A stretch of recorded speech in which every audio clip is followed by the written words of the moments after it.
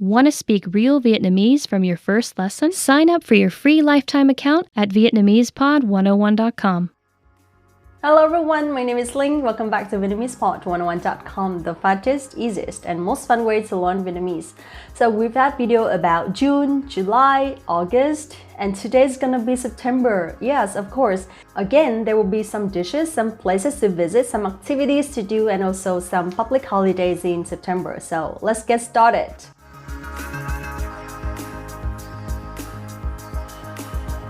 Do you remember the trick that I taught you in the last video about how many days are there in a month? January, February, March, April, May, June, July, August, September. So September must be 30, right? This one. Tháng 9 có 30 ngày. Tháng 9 có 30 ngày. Tháng 9 có 30 ngày. There are 30 days in September. And tháng 9 rơi vào cuối hạ và đầu thu ở Việt Nam. Tháng 9 rơi vào cuối hạ và đầu thu ở Việt Nam. Tháng 9 rơi vào cuối hạ và đầu thu ở Việt Nam. That means September is in the end of summer and the beginning of autumn. Tháng 9 rơi vào cuối hạ và đầu thu ở Việt Nam. So what's the weather like in autumn in Vietnam? It's not hot anymore and it's getting cooler. So in Vietnamese we can say thời tiết vào tháng 9 không còn nóng nữa và bắt đầu mát mẻ hơn. Thời tiết vào tháng 9 không còn nóng nữa và bắt đầu mát mẻ hơn. Thời tiết vào tháng 9 không còn nóng nữa và bắt đầu mát mẻ hơn. That means the climate in September is no longer hot and it's getting cooler. Now let's talk a little bit about traveling. Du lịch vào tháng 9.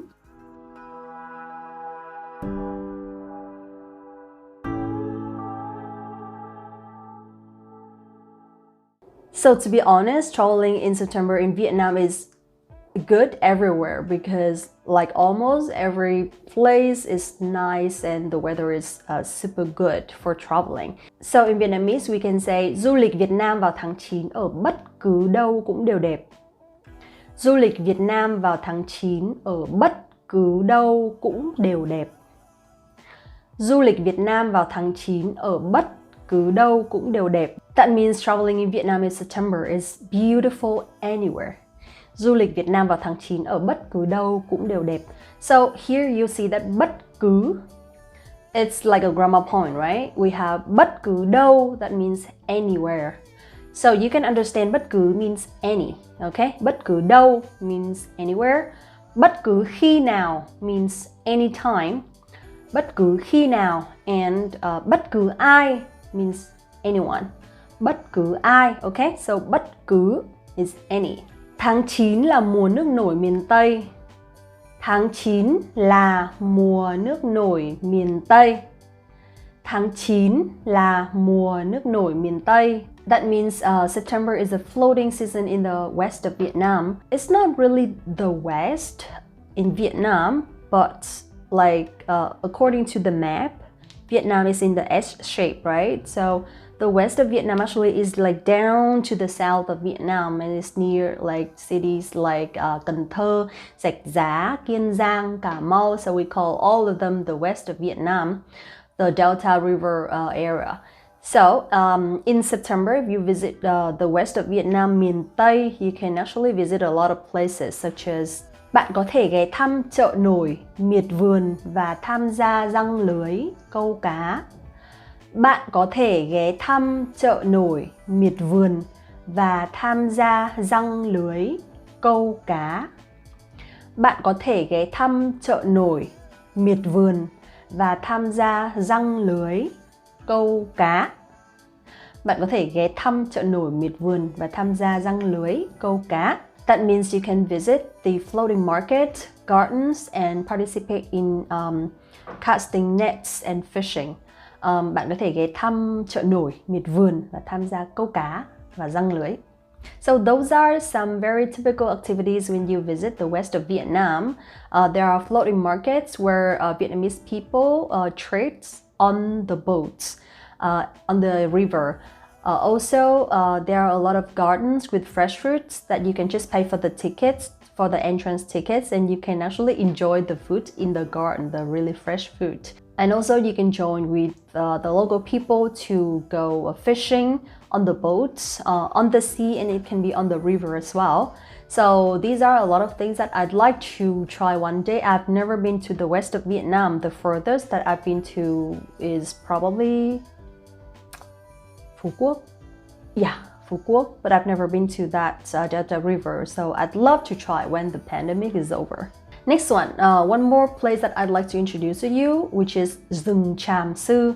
Rừng Tràm Sư.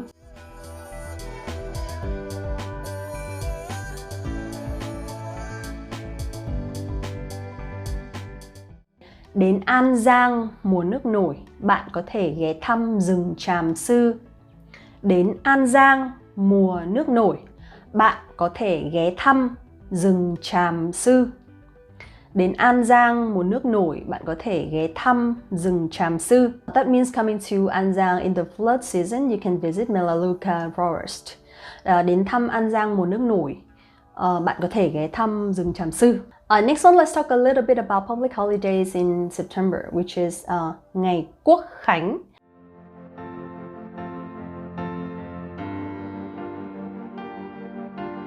The Independence Day, Ngày Quốc Khánh. So in Vietnamese we can say mùng 2 tháng 9 là Ngày Quốc Khánh Việt Nam.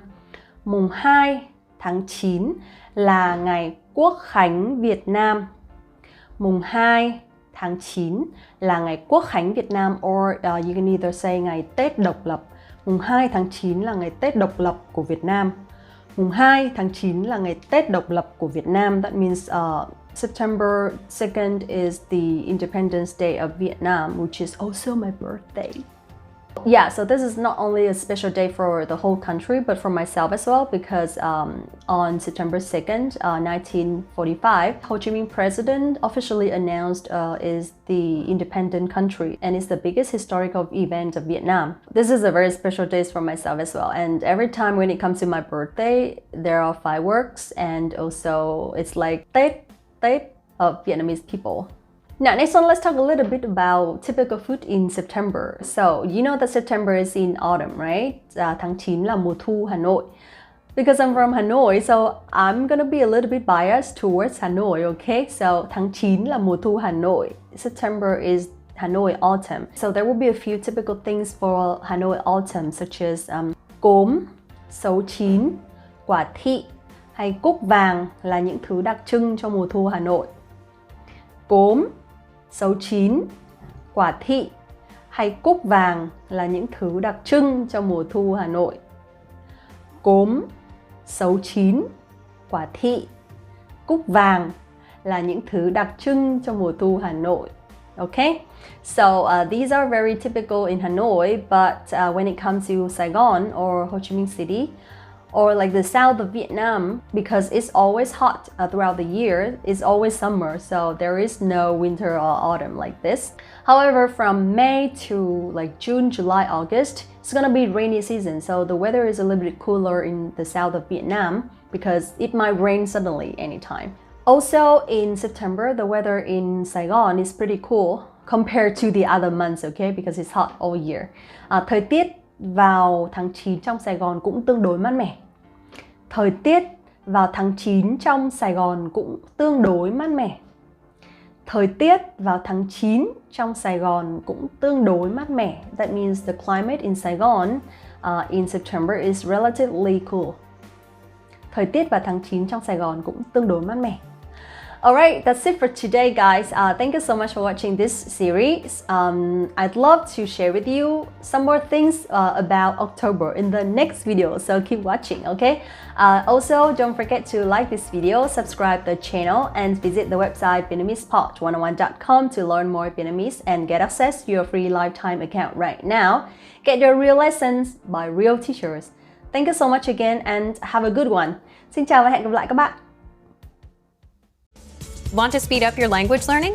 Take your very first lesson with us. You'll start speaking in minutes and master real conversations. Sign up for your free lifetime account. Just click the link in the description.